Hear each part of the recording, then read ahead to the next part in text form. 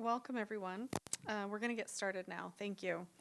My name is Alethea Caridi, and I'll be the host for today's event, Exposing Forever Chemicals, PFAS Contamination in Maine.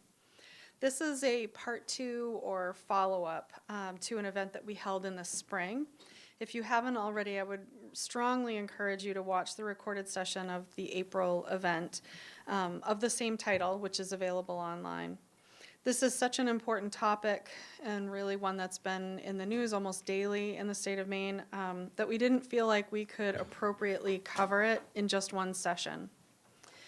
Chemical contamination has been detected at more than 50 farms across Maine. These forever chemicals, collectively known as PFAS, pose many risks to human health. While used for decades in numerous household products, these chemicals do not break down and thus accumulate in our environment and in our bodies. The April event examined the environmental and human health impacts of the advocacy efforts underway to protect our farmers and farms in Maine and our Maine people from these chemical compounds.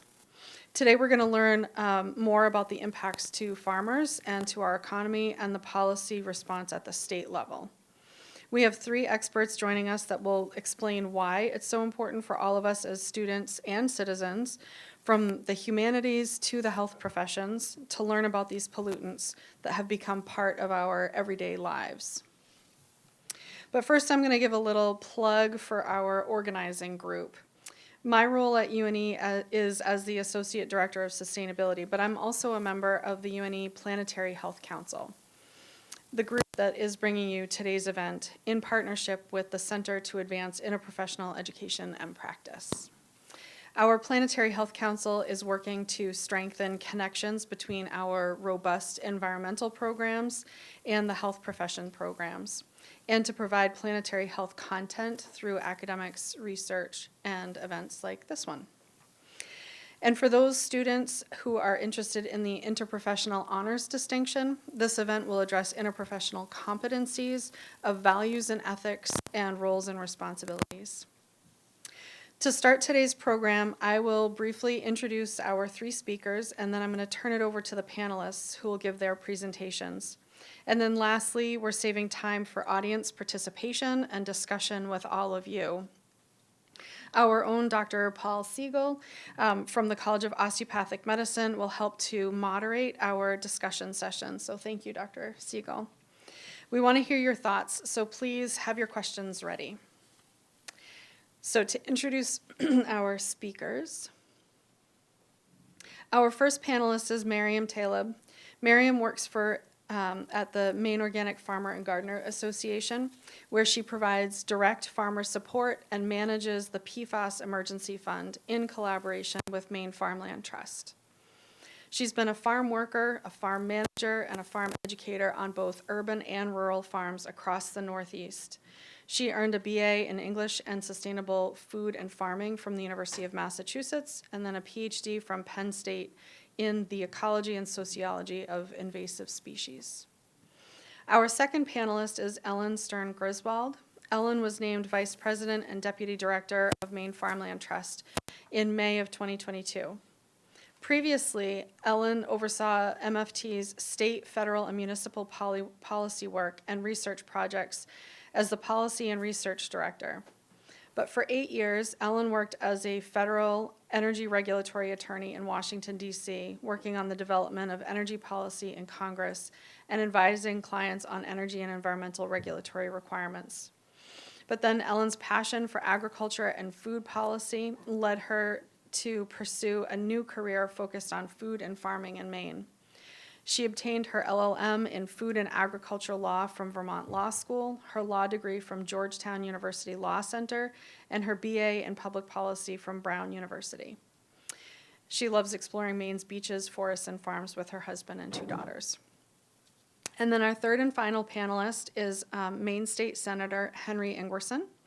Henry represents the people of Senate District 32, which includes Biddeford, Arundel, Dayton, Hollis, and Lyman. He serves as chair of the Agriculture, Conservation, and Forestry Committee and is a member of the Health and Human Services Committee.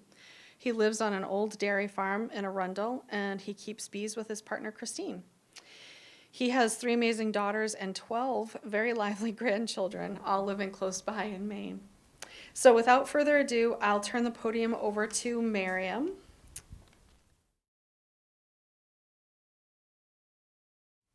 Thank you so much.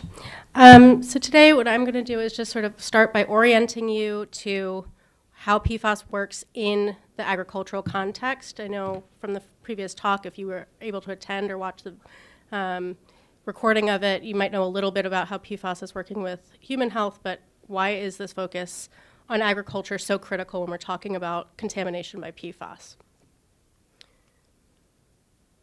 So the two kind of main goals that I have for my few minutes here is to give you an overview of the issue in the context of Maine farms, and then talk to you a little bit about the way forward and what next steps are, both for individual farmers that have found contamination or concerned about it, and for kind of Maine as a whole, and potentially where we're looking towards in the future for the region and the country. Just to give you a quick reminder of what PFAS actually are, and these are called per or polyfluoroalkyl compounds. There's about 9,000 of these compounds. There are various different chemical structures. Only really a couple of them have been studied in any amount of depth, but they are largely very understudied, both as a matter of human health, but also how they move in ecology. And that's really where we start to touch on when we talk about how they're moving in agricultural systems. They've been pretty widely used since about the 1950s in commercial products and consumer products. So right now, that's a lot of food packaging, any clothing that says that it's grease or water resistant. These are the kinds of anything with a coating is really where we're starting to see there's a lot of accumulating PFAS coming from beyond just Teflon.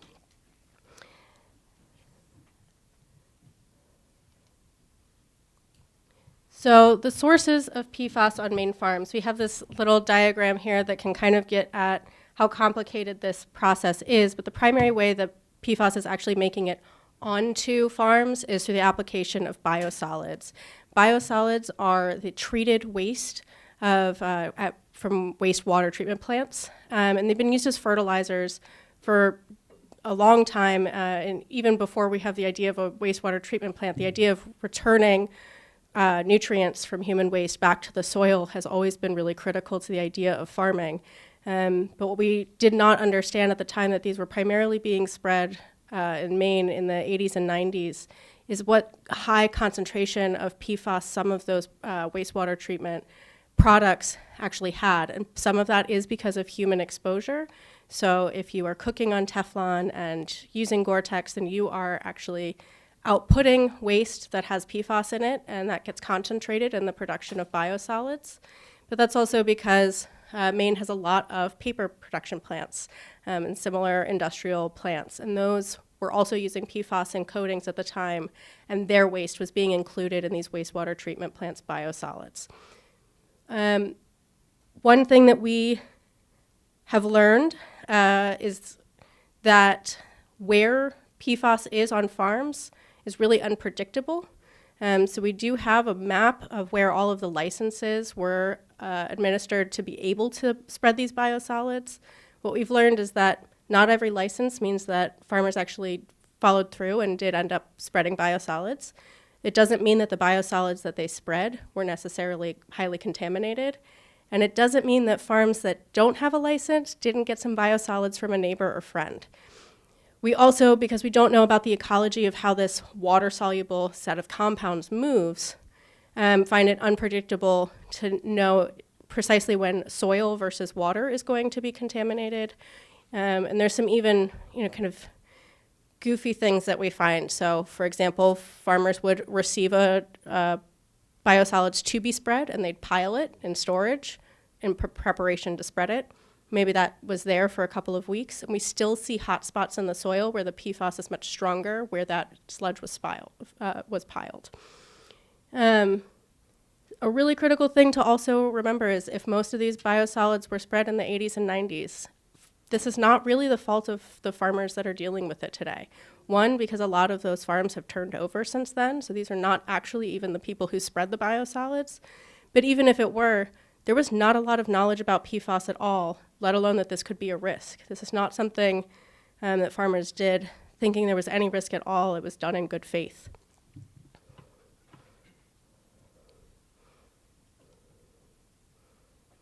So what we see on farms in terms of the risks of having PFAS on the farm in water or soil has to do a lot with the idea of bioaccumulation, which is the idea that as we move up through the food chain, toxins accumulate in greater concentrations at every stage. So we may see a small amount of water and soil contamination. And that might be in the water, it might be in the soil, it might be in both, and the concentrations and the compounds that we see in each might be very different. And those are going to transfer to crops that we directly eat.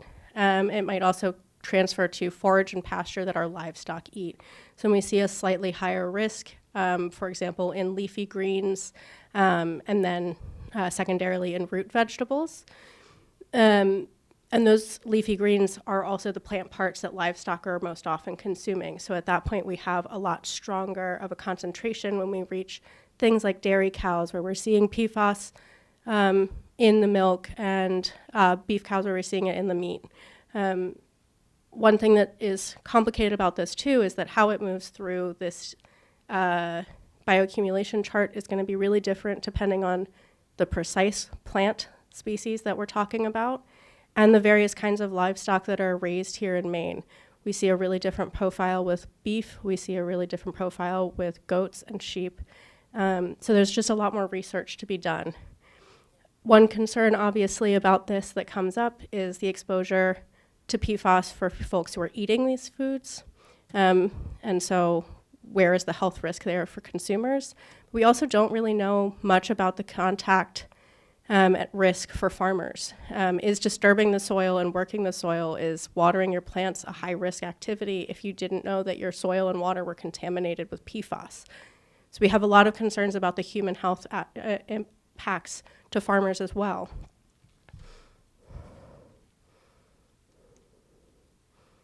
So in terms of managing this issue, we kind of have two key components that are happening in Maine.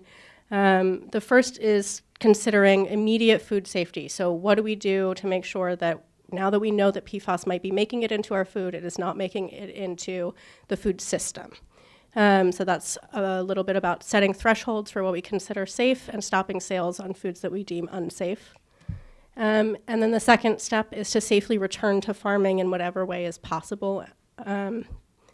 So that includes mitigating contamination in soils, remediating water, and depurating livestock.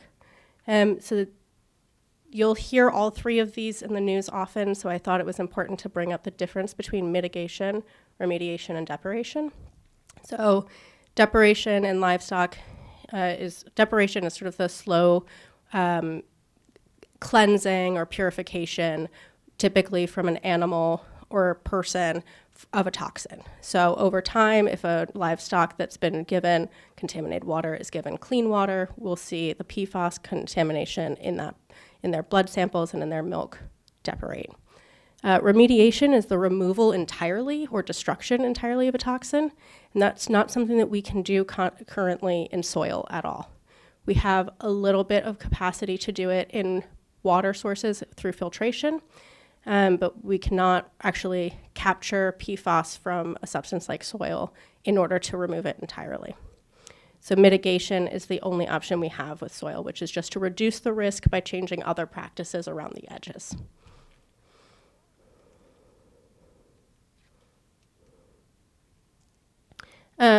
In order to support farms in moving forward safely, the state of Maine has formed actually fantastic collaborations in order to kind of handle all of the needs that are on the table.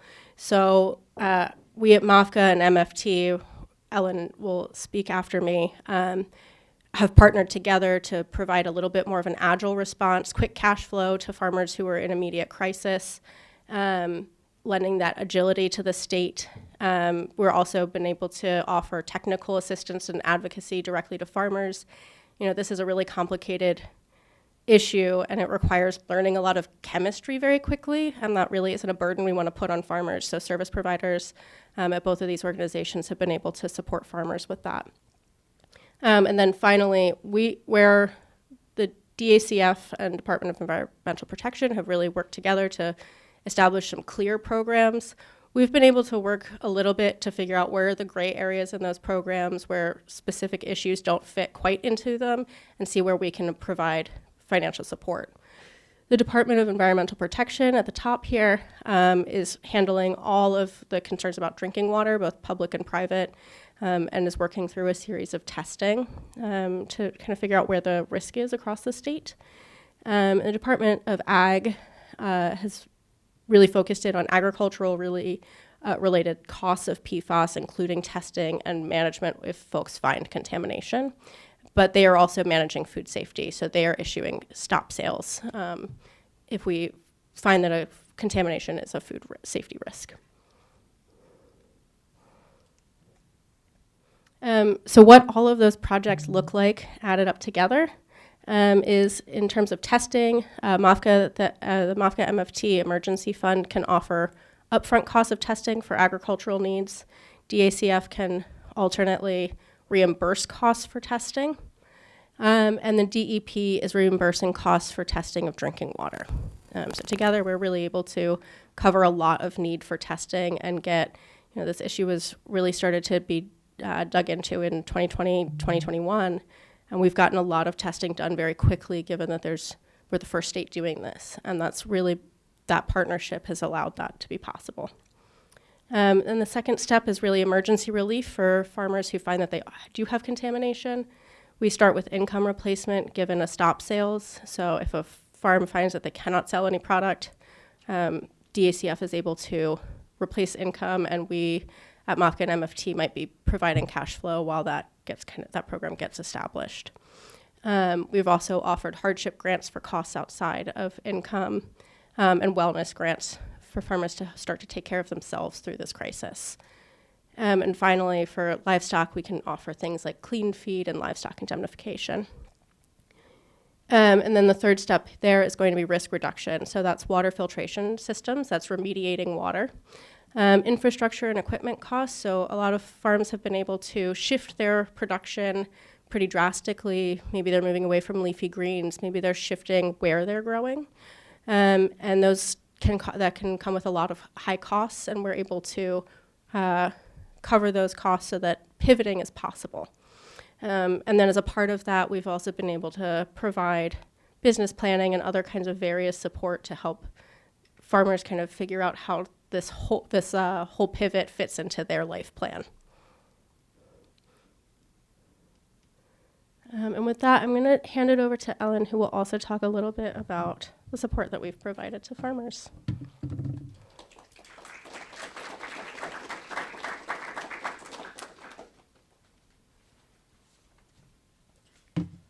Great. Thanks so much.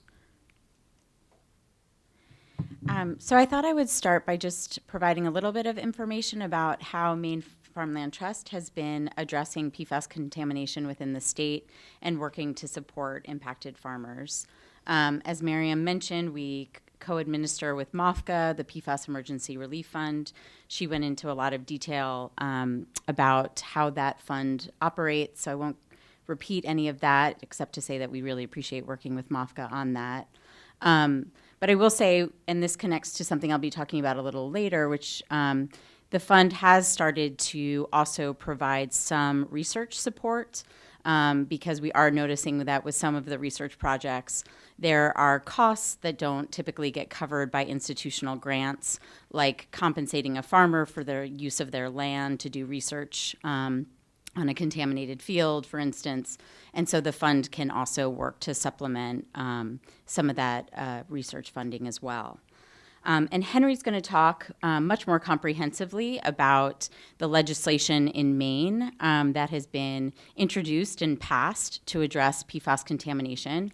But on this slide, what I have listed are really the bills that MFT has been very involved in supporting and felt were really crucial to make sure that PFAS contamination doesn't continue to significantly impact farmers across the state, and that there's adequate funding and support for farmers so that they can continue to stay in business and continue to farm within the state. One of the other pieces of legislation that I just wanted to also really point out is actually a congressional bill called the Relief for Farmers Hit with PFAS Act. That's been a bill that we've been actively supporting along with MOFGA and other organizations. It was introduced by our entire congressional delegation in Maine. And the hope is that it will be incorporated into the Farm Bill as that piece of legislation is being drafted this year. It essentially provides grants to states to provide financial assistance to impacted farmers for a number of needs, including income replacement, support for research, infrastructure, equipment, so that farms do have the ability to sort of pivot their business models and continue farming even with findings of contamination. Business planning technical assistance that Miriam mentioned, which is so key towards providing farmers with the support they need to figure out how, if they have really contaminated soil on certain fields, or if they have, impacted water systems, how they can sort of pivot their operations and continue to farm and provide, important agricultural products within the state.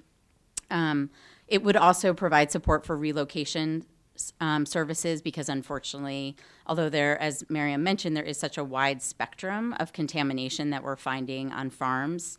But unfortunately, there are some farms where the contamination levels are so high that farming is just no longer possible on that plot of land. And so figuring out how we support those farmers in accessing other parcels of land in other parts of the state is really important as well. This bill would also create a task force at USDA to examine existing USDA programs and determine how they can also provide additional support to farms. So it's actually modeled on the $60 million PFAS fund that I'm sure Henry will talk about that we passed in Maine. And it would be a really huge step forward in terms of providing federal support for impacted farms, since we know that farms across the country are impacted. So just to mention a couple other areas that MFT provides support: the business planning support that I mentioned before, the land access assistance that I mentioned, easement support. So Maine Farmland Trust is a farmland protection organization. We primarily protect land by placing conservation easements on it, which means that the land cannot be developed. The fields have to remain open to be used for agriculture. And that's a way of making sure that we have the land base that we need in Maine to support a thriving agricultural economy. Unfortunately, though, easements can be very limiting when a farm finds significant amounts of contamination, because it really restricts what they can do with that land. And so one of the things that we've been doing is working in those instances where a farm is just unfortunately so impacted that farming is no longer possible on an area of land. We've been working with them and the Attorney General's office to try and figure out what are ways of amending the easement. So there might be some other ways of supporting the farm in the interim. And one of those ways really is the exploration of solar opportunities. As Miriam mentioned, we're really at the very infancy in terms of research on soil remediation. It will likely take decades until we're at a point where the research is sophisticated enough that farms are actually able to either contain PFAS compounds within the soil or remediate the soil. And so one of the things that we've been looking at is, in that interim period where that research is developing, can we place a solar array on a highly significantly contaminated parcel of land using the right infrastructure so that doesn't damage the land in terms of future uses of farmland, and then work to remediate the land over time, since solar arrays typically are only viable for 20 to 30 years. And so it's sort of actually a similar time frame to what many experts think we're looking at in terms of soil remediation methods that are at scale. And that's a way, obviously, of providing some financial support to the farm at the same time while they're waiting for that research to advance. So one important area of focus for MFT in terms of addressing PFAS contamination has been trying to support the development of needed research, particularly in the areas of containment and remediation strategies, like I was just mentioning. As a farmland access organization, so we also work to help farmers access the land that they need for their operations. And land access is already an incredibly significant challenge for farmers across the state. And so knowing that, to us, the idea of just writing off contaminated farmland forever is just not a viable strategy. And so we really want to see that remediation and containment research, which is unfortunately in its infancy right now, advanced in a steady and comprehensive way. And so when many of the farms within our network started finding, or not, I shouldn't say many, but when some of the farms within our network started finding contamination on their land, we started meeting with researchers across the country to better understand the state of research. And what became clear is that although there are some really innovative and important research projects happening, they were happening in silos. There wasn't a lot of sort of cross-communication between researchers. There wasn't sort of joint research efforts across states. And so one of the things that we identified that would be really helpful is to hold a conference, is to organize the first sort of PFAS in agriculture national conference to really bring researchers and others together to talk about the type of research that's happening in different parts of the country and internationally, and talk about how we can sort of better collaborate on that research along with impacted farms.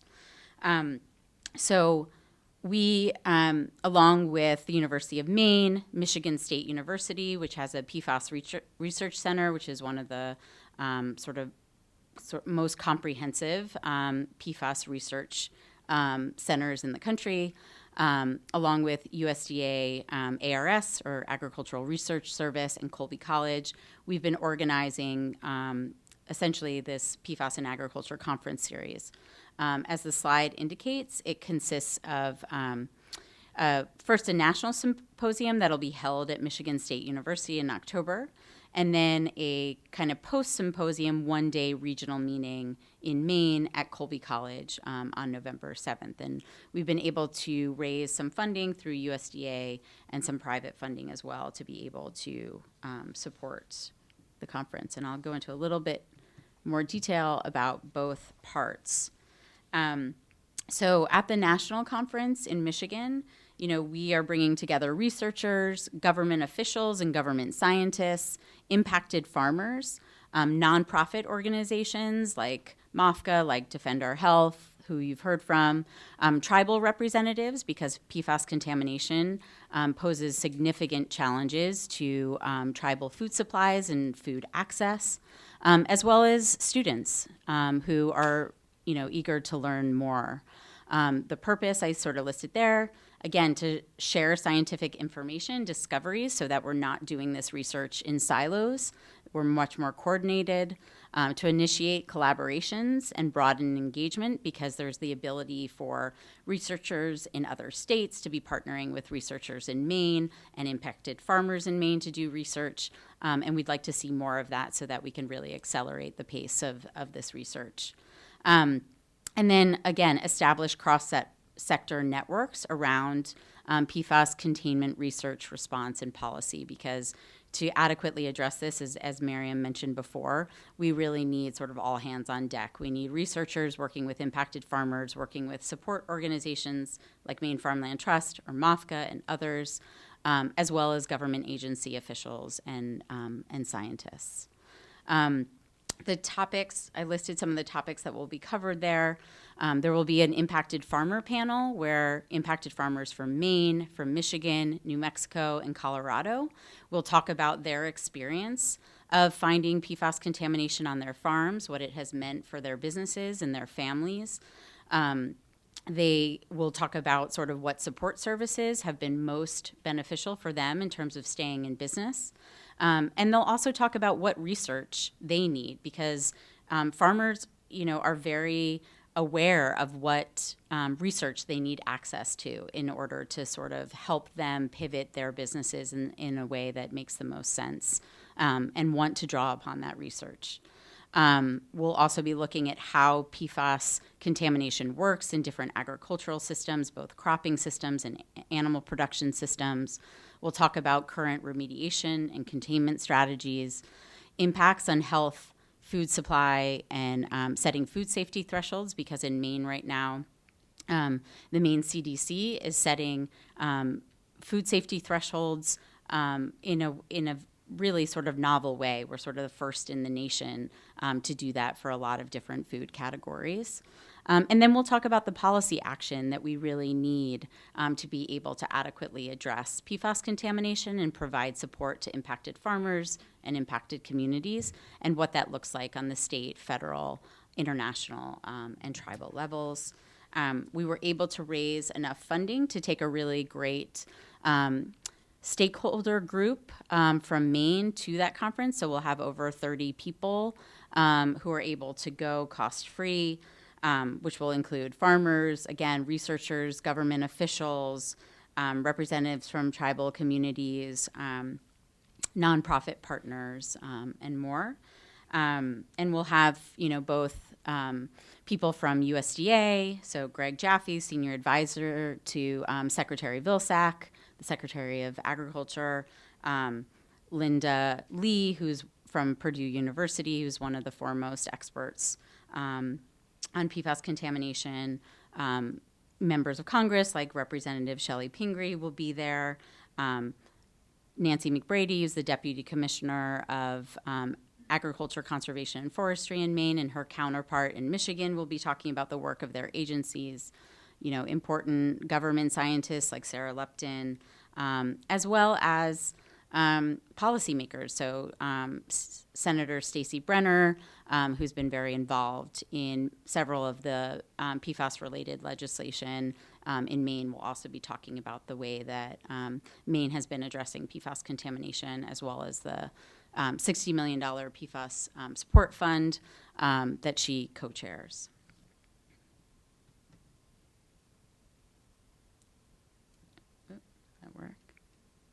There we go. And then we will also then be hosting a second meeting that'll take place at Colby College in November, which I mentioned. And the purpose of this meeting is really to kind of bring some of the key learnings from the Michigan conference back to the Northeast region, to build regional coalitions around the sort of research topics and actions that were initiated at the Michigan conference. Explore local research efforts by doing a tour of an impacted farm where 3 different research projects are currently underway. And then bring regional speakers together to talk about issues that are of particular importance to the topic of PFAS contamination in the Northeast. And then again, so sessions on crop, soil, and remediation research, health and food systems implications, and then again, talking about Maine's policy journey and how we have worked to regulate and PFAS contamination and also provide farmer support, but then also looking at what other states within the Northeast region are doing to address PFAS contamination as well. And when I believe there'll be some materials that are sent out after today's discussion, and the registration links for both conferences and the agendas for both conferences will be included, so you can check it out and see if you'd like to attend. But obviously, particularly the meeting at Colby College is not too far away, and we are really hoping to have a good presence of students, because it's really important that you all are aware of this topic and aware of sort of research efforts across the country related to it. So with that, I'll turn it over to Henry.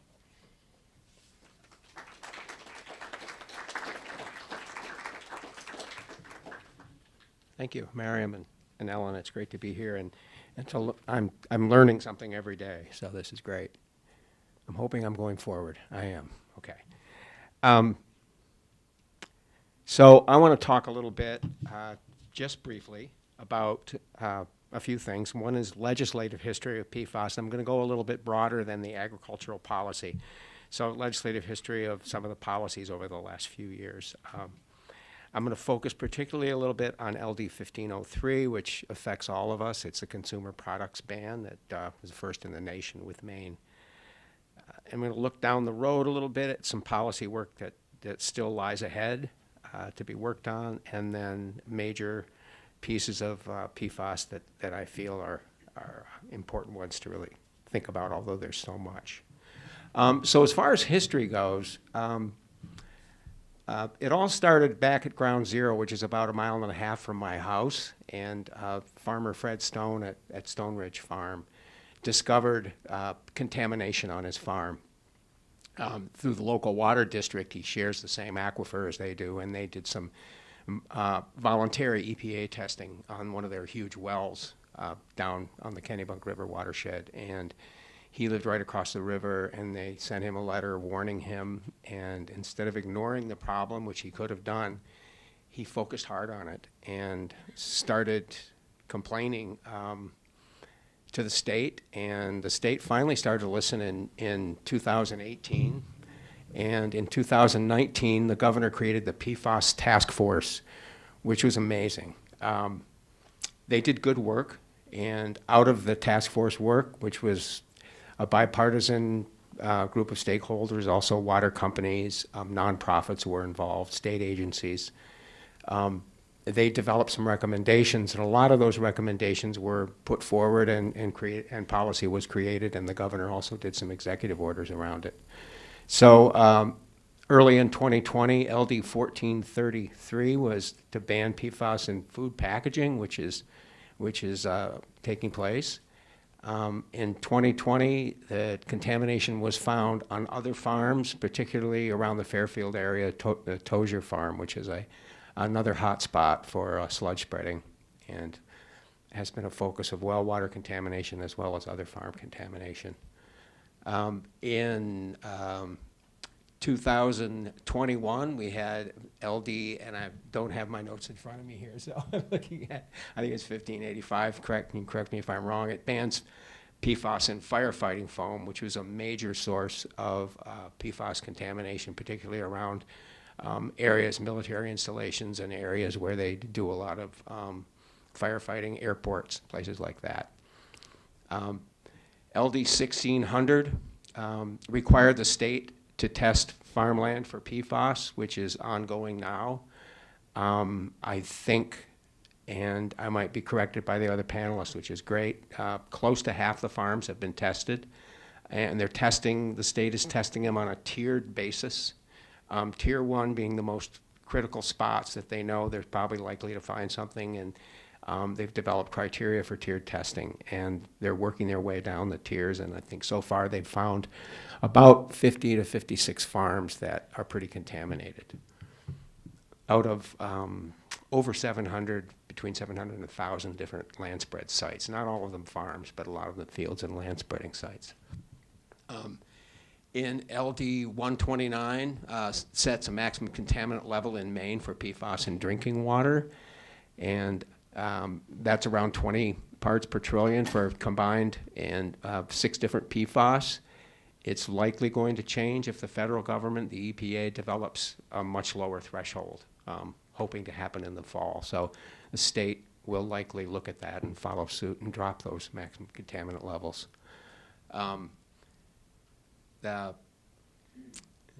Phases out LD 1503, which I'm going to talk about in a minute. It phases out all non-essential uses of PFAS, and the other two I can't see, so excuse me for that. I'll move to the next slide. So LD 1503 was passed, and it's an act to stop perfluoral and polyfluoral substances pollution.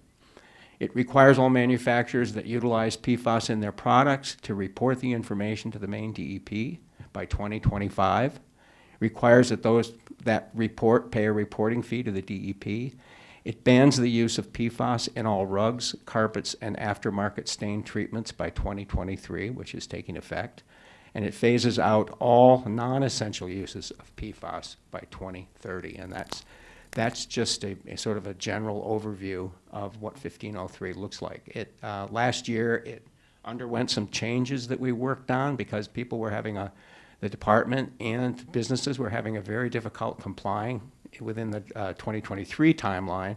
So it was just changed this last year to a 2025 deadline. And that's the updates to 1503 there that we just got finished enacting. There's an exemption for small businesses in Maine.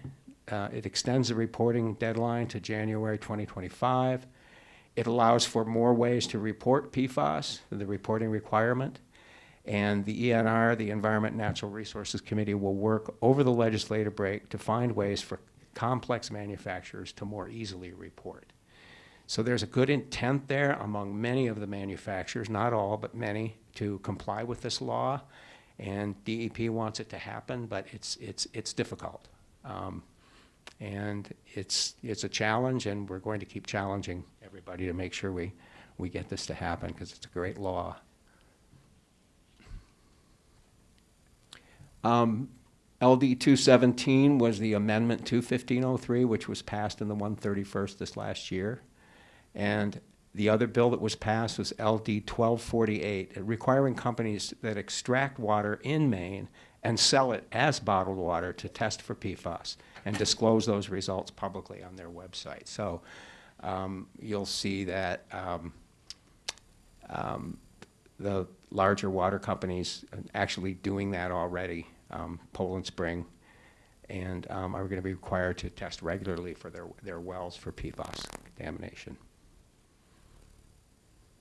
Some of the bills that were carried over, and I hope we can get the funding that's required for them to get them passed this year, is LD 1006. It requires the state to pay the cost of PFAS testing on wells for low-income Mainers.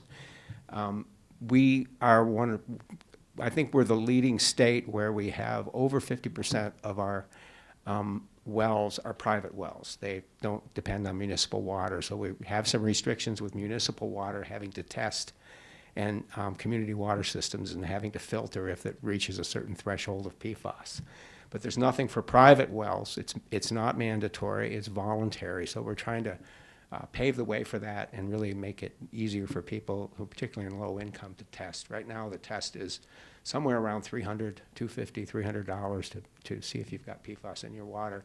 And so this bill doesn't include remediation, which is a whole other problem, is once you find high PFAS levels in your private well, what do you then do? How do you afford to remediate?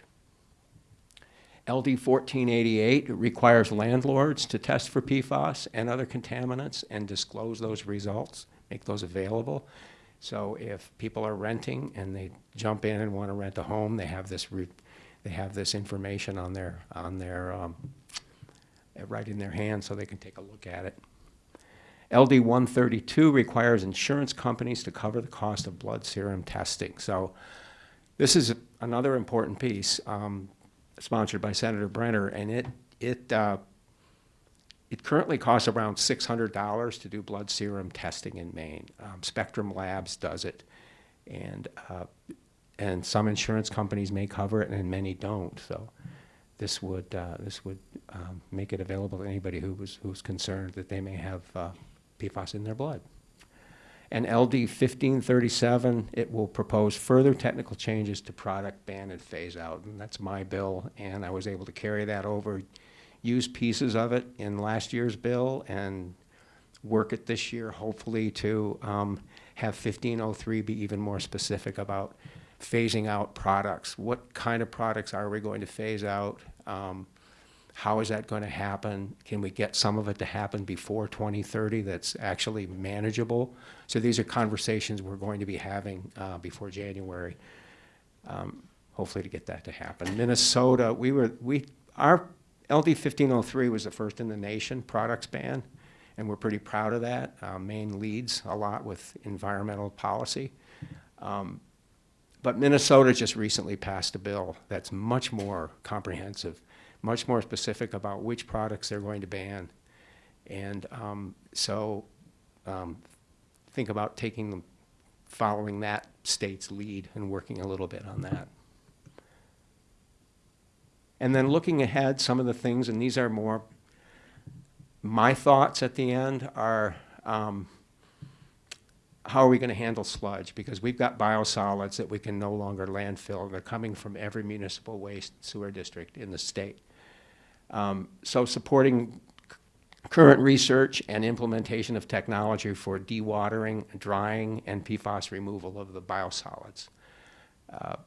Improved product phase-out ban, which I just talked about. Making sure the PFAS Advisory Fund is working well, supporting the implementation of that plan, and continuing to work on funding for testing and remediation for low-income Mainers of drinking water. So this is just 4 of the many things that we're trying to prioritize and work on. It's all going to take funding. It's all going to take support from many agencies. I think the problem is so huge, as you're probably beginning to understand now, that it's going to take all states to work together on this. The federal government needs to work together. So I'm very, very pleased to know that MSU is having their conference in October, and we're going to follow it up here in November in this state, because that's the kind of work we need to be doing together to come up with policies that really make a difference. So that's it. Oh, Mary. Hi. You mentioned that when you go to the conference and at other junctures in developing the legislation and talking about the PFAS, that you've been in contact and kind of been consulting with tribal people, right? I just wanted to know what the role that they're playing is. Like, are they more like, this is how this is impacting tribal land, so this is our input, or are they kind of advising, considering they have like probably a longer standing relationship with the land? So I was just wondering in what way they are partaking. Well, I can start, but I'm sure you all have other things to add too. So we've been working, in my role before my current role, I was the policy and research director. We have a new policy and research director, but one of the bills we worked on was to create a study about how to curtail sort of leachate coming from landfills that go into the Penobscot River, because it's having a big impact on fish and different kinds of fish. And there are a lot of tribal communities that, particularly the Penobscot Nation, that's a really important source of food for them. And so they were very involved in that bill. And Dan Kuzniertz, who's the Penobscot Nation's water resource specialist, he'll be presenting at the November meeting to talk about that work and to talk about all the different ways, actually, because wild game is also being impacted in certain communities in Maine, and that's also having impacts on their food supply. And then we have at the national conference in Michigan, a woman named Paige Hingst. She's one of the co-leads of the Intertribal PFAS Working Group.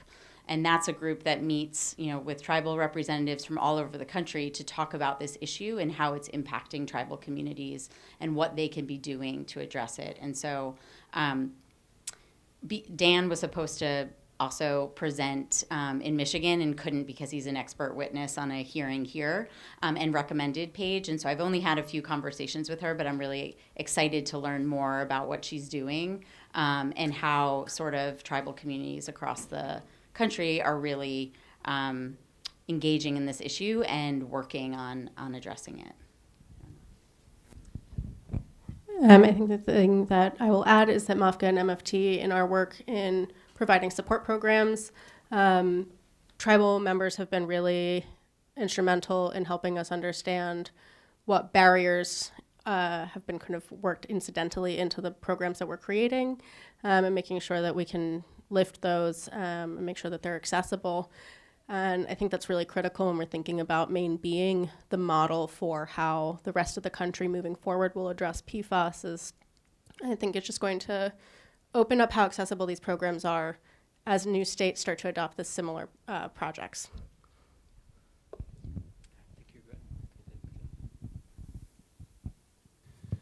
Good afternoon. First of all, thank you so much for the work that you're doing and sort of being sort of first in the nation for dealing with a problem that I suspect is going to be with us for decades. I've got more of a philosophical question in that humans seem to keep creating substances that are really harmful for us, and we don't wait until years or decades later, and then we find out they're harmful for us, and then we try to remediate them. So in many ways, we've abandoned the whole precautionary principle. And there's no surprise that sort of profit and greed are driving that in a significant way. I'm wondering if you think the whole PFAS issue might actually help push us down the road of adopting the precautionary principle more, of actually not allowing these substances to get into the environment until we find out whether or not they're bad for us. I hope so. I mean, if you look at the history of PFAS and how did we get here, Robert Ballott's book is great. I don't know if you had a chance to read it. The movie Dark Waters was based on it. And he started looking at this, and PFAS has been around since post-war, World War II. It's one of those chemicals. And when I heard you talking, the first thing I thought about was the EPA was not doing its job back then. The chemical companies were getting their way, DuPont, 3M, and EPA was just writing it off and allowing these things. And if one of the compounds met some roadblocks from the EPA, it was allowed by law just to develop another PFAS compound, of which there's 12,000. So there's no way that the EPA back then was testing before allowing it to be used. And so the companies themselves were doing testing way back in the 70s and 80s, hiding the results and knowing about the toxicity, the people who made this stuff, and it's just an amazing magic compound, right? It's benefited society, but they knew way back then. So I think about changing the way these regulatory agencies work is really, really important, and that takes us working hard to make sure that happens, not just at the federal but the state level. So I'm hoping that this is like, to me, PFAS is like the perfect example on a huge scale of how we've let this happen. Yeah, I mean, the only thing I echo a lot of what Henry said. I mean, the only thing I would add is just the way that our federal regulatory structure works, right, is that we tend to rely on the research of the regulated entities instead of conducting our own research. And there are always going to be bad actors who are not forthright with all of the research results, particularly when, profit margins are at stake. And so to me, it does call for a very different structure of regulation than we currently have in this country. But obviously, that's going to be a huge shift and a lot of work to change that.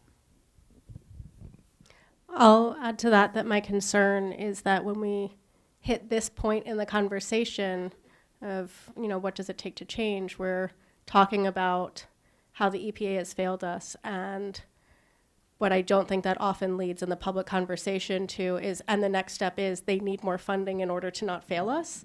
It leads to they failed us. We're not going to reward that. So I do have concerns that these moments really don't serve us well in that argument. We have the opportunity to use them, but I don't see it happening. And I'm a little worried that we could use this opportunity, but it really comes down to, are we actually going to fund the EPA enough that they could do the research and not have to rely on companies doing their own? And I don't see that change necessarily happening. Hi, everyone. I've been monitoring the Zoom chat, and we have some great questions coming in from our online audience. So one of the questions is, what role do you think that future healthcare professionals can play in helping to address this issue, support affected communities, help adopt more sustainable practices, and overcome some of the economic challenges? So what role, can health professionals be in part of the solution? I think when we're talking about something that has so little research behind it, one really important role that I see health professionals having is just listening to patients, because we don't know what the full breadth of effects are going to be. And where health professionals can play a big role is, noticing patterns and believing people when they say something is wrong. And it's that kind of not crowdsourced, but it's like internal and local knowledge that can sometimes snowball into some of the best research. So I really hope that health professionals can also take a view of being really open-minded to, we don't know what this could be, and so maybe you're right. And who do I need to ask, or who do I need to get to ask the right questions? Yeah, I think that's a really great point. I'll just note that Rachel Criswell is a health professional in the Skowhegan area, and she and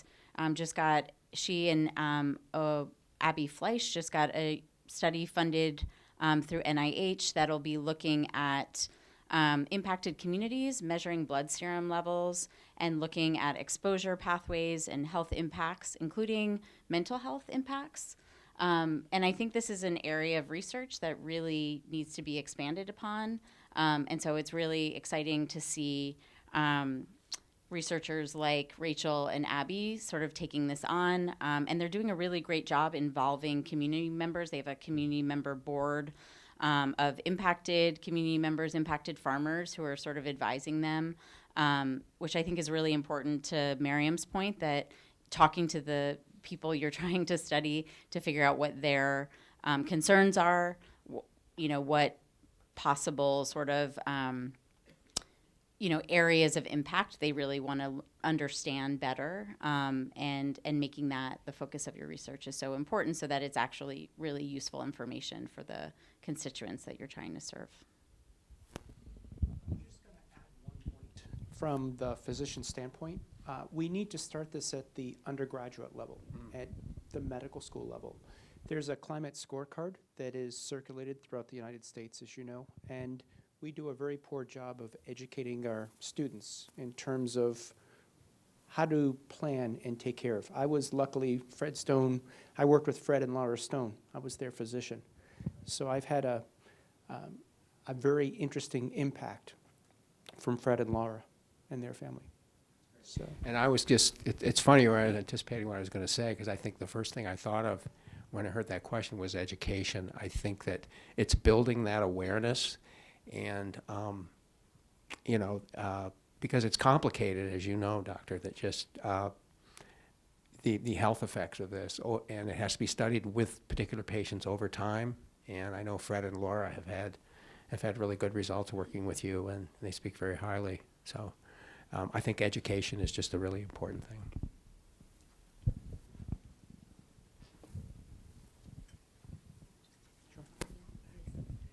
you. I think we're out of time. We're going to wrap up. I'm sorry. I just want to be respectful of everybody's time. Lee, can you put the slides back on? I just want to thank everybody in the audience for very insightful questions and comments, and thank you to our discussion moderator, Dr. Siegel. Thank you. For the sake of time, I'm going to wrap up, and I just want to thank Henry, Ellen, and Miriam for your sharing your inspiration and your expertise with us today. It's very greatly appreciated. We're grateful for the time that you took to come down here and speak with us and share with us today. And to everybody in the audience, before you leave today, please fill out this brief attendance survey shown on the screen and post it in the Zoom chat. We really value your feedback, and we do use your feedback to inform our future events. Also, as a reminder to our students, today's event addressed interprofessional competencies of values and ethics and roles and responsibilities, and can be applied toward UNE's interprofessional honors distinction. So thank you again to our amazing partners, the UNE Planetary Health Council and the Center to Advance Interprofessional Education and Practice, and to UNE Communications. Thank you guys. Without all of you, these events would not be possible. And a big thanks to all of you in the audience for joining us today. And planetary health is truly a transdisciplinary issue, and it's only when we unite across our disciplines to discuss and grapple with these critical issues together that we have the greatest potential for actually solving them. So thank you very much. I appreciate your time.